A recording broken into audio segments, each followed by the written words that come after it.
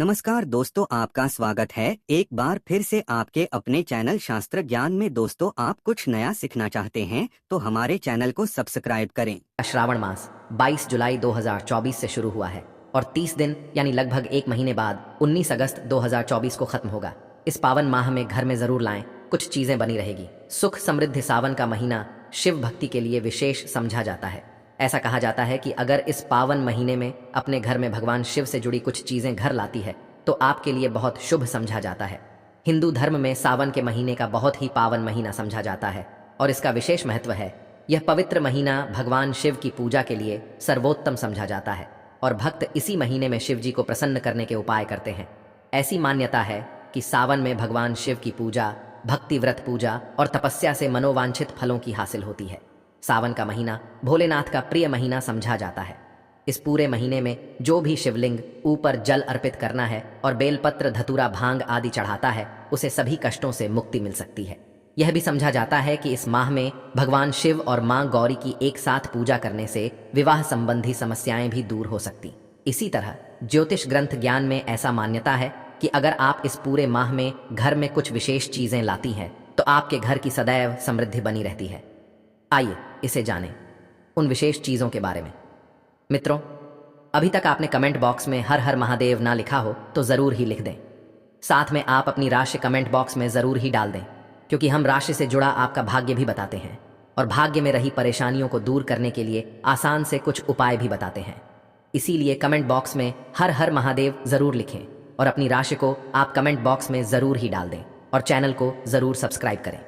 चलिए मित्रों, आगे जान लेते हैं। सावन के महीने में वास्तु व पूजा के रूप में कुछ सामानों का खरीदा जाना काफी शुभ और उपयोगी कहा जाता है। अगर आप सावन के महीने में इन सामानों को खरीदकर घर में या अपने पूजा गृह में रखते हैं तो आप पर भोलेनाथ की विशेष कृपा हो सकती है। वह हो सकती है शिवलिंग को खरीदकर अपने घर में आओ, आपकी हर मनोकामना होगी पूरी। दोस्तों, तो अब की बार सावन 2024 के महीने में इसे आजमाएं, वह भगवान की कृपा पाएं। भोले बाबा का त्रिशूल। आप सभी को मालूम है कि भगवान शिव त्रिशूल धारण करते हैं।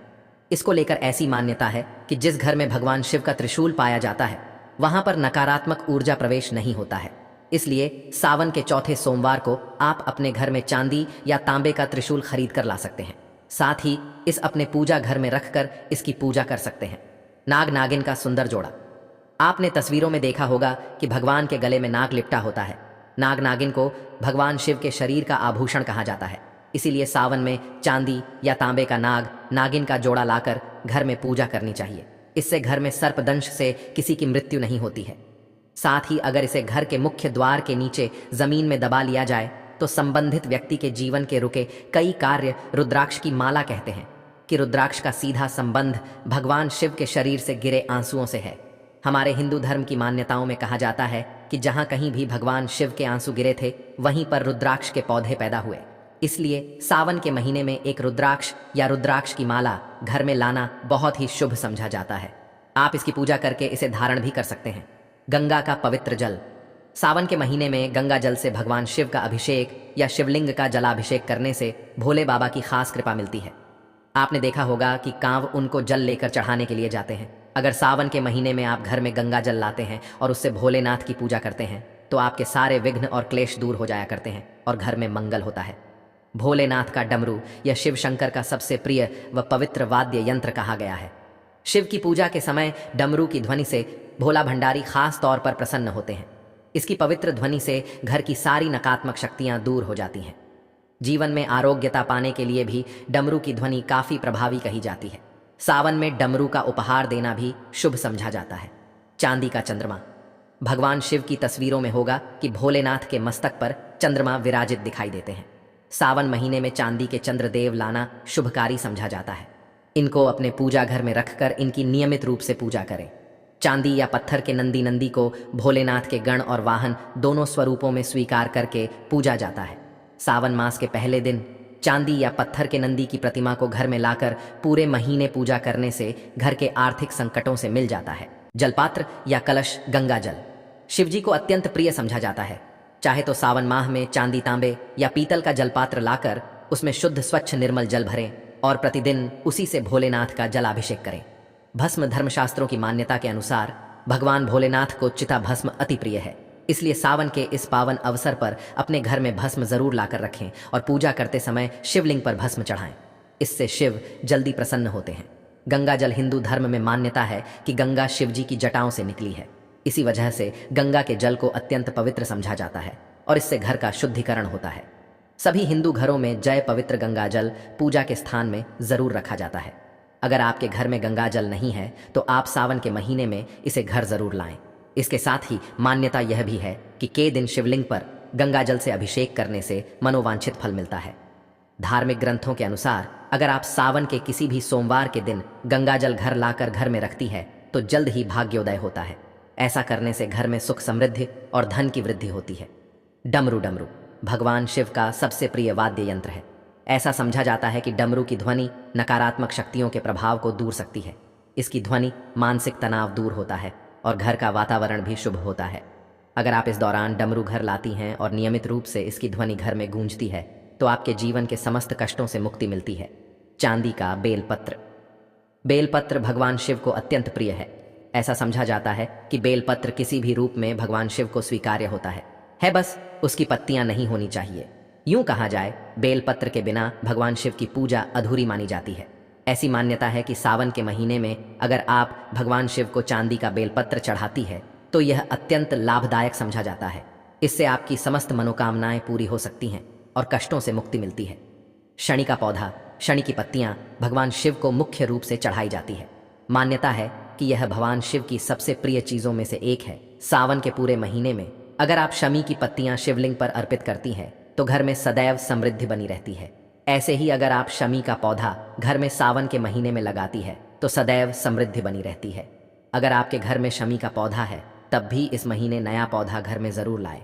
अगर आप सावन के महीने में यहाँ बताए कुछ चीजें घर में लाएंगे तो पूरे साल आपके घर में भगवान शिवा कृपा दृष्टि बनी रहेगी।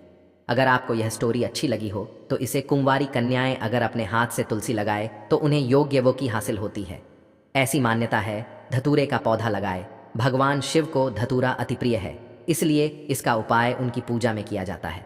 मान्यता है कि ऐसा करने से व्यक्ति भयमुक्त होता है और उसके जीवन में समस्याओं का निवारण शीघ्र हो जाता है। सावन के महीने में आप घर के बाहर धतूरे का पौधा लगा सकते हैं। मेट्रो सावन के महीने में कुछ ऐसी कारक होते जो आपको बोलकर भी नहीं करना चाहिए।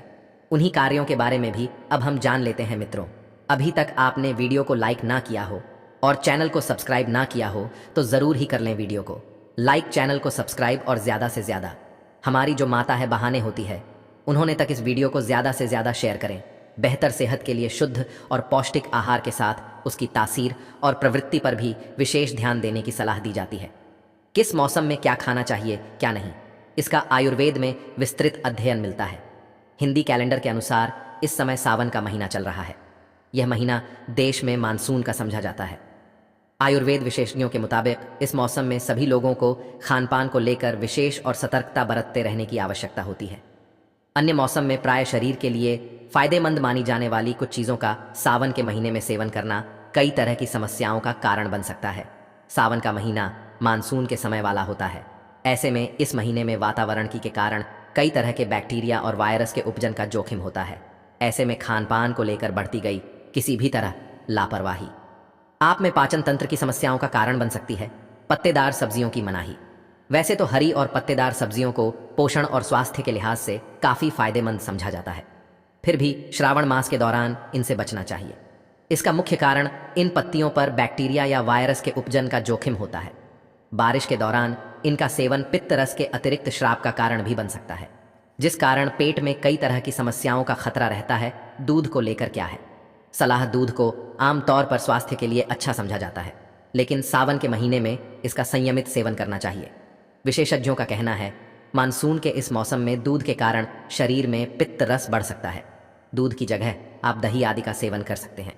इस मौसम में पाचन स्वास्थ्य को लेकर सावधानी बरतना बहुत आवश्यक समझा जाता है। मांसाहार से बचाव धार्मिक और वैज्ञानिक दोनों आधार पर सावन के महीने में मांसाहार जैसे चिकन मांस और मछली आदि के सेवन से परहेज की सलाह दी जाती है। बारिश का मौसम कीटाणुओं के प्रजनन के लिए उपयुक्त होता है। ऐसे में मांस आदि को लेकर बरती गई किसी भी तरह की अस्वच्छता इसे संक्रामक बना सकती है। अनुरूप से इन चीज़ों के रखरखाव और सेवन के कारण फूड पॉइजनिंग का खतरा हो सकता है। बैंगन न खाए मानसून विशेषकर सावन के इस मौसम में बैंगन की सब्जी भी न खाने की सलाह दी जाती है। इसका मुख्य कारण इसमें कीड़ों का होना समझा जाता है।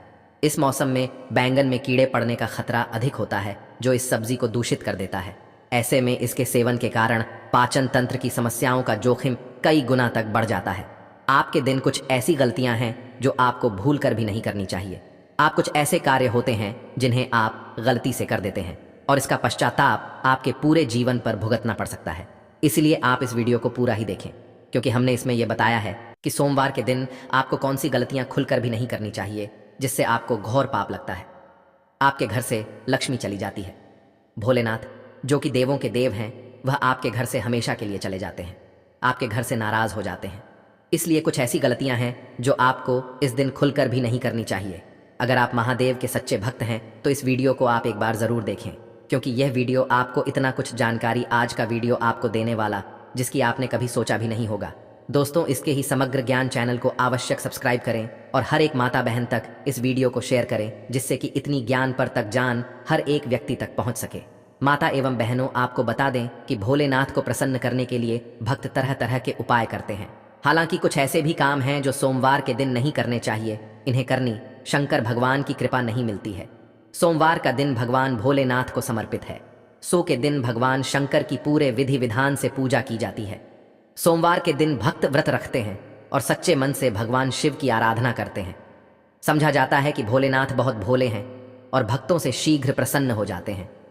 भोलेनाथ को प्रसन्न करने के लिए भक्त तरह तरह के उपाय करते हैं। हालांकि कुछ ऐसे भी काम हैं जो सोमवार के दिन नहीं करने चाहिए। समझा जाता है कि इन्हें करने शंकर भगवान की कृपा नहीं मिलती है। सोमवार के दिन ना करें यह काम। सोमवार के दिन शक्कर का उपाय कम से कम करना चाहिए। इस दिन किसी को भी सफ़ेद वस्त्र या दूध का दान नहीं करना चाहिए। सोमवार के दिन उत्तर पूर्व या आग्नेय दिशा में यात्रा करना अशुभ समझा जाता है।